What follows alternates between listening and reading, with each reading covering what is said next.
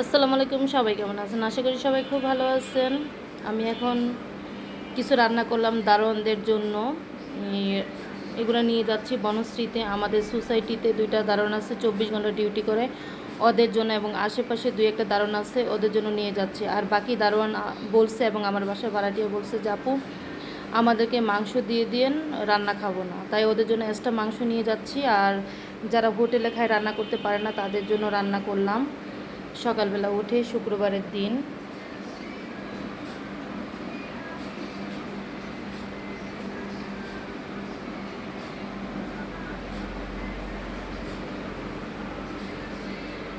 সবাই আমার জন্য দোয়া করবেন।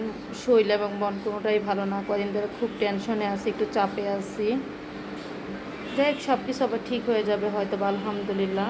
আর সকালবেলা যেহেতু আজকে শুক্রবারের দিন রান্না করলাম, চেষ্টা করব নামাজের আগে যাওয়ার জন্য, এই খাবারটা তাদের হাতে পৌঁছানোর জন্য।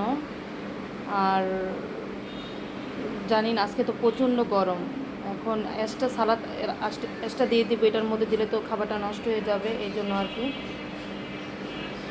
আরও খাবার আছে, টিফিন বসছি, মানে সবগুলো একত্রে নিয়ে যাব একটু পরে আর কি।